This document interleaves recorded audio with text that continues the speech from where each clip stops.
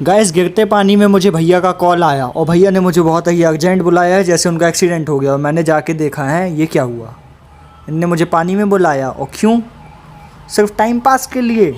सिर्फ इन्हें एक तम्बाकू चाहिए थी जिसके लिए इनने मुझे पानी में बुला लिया।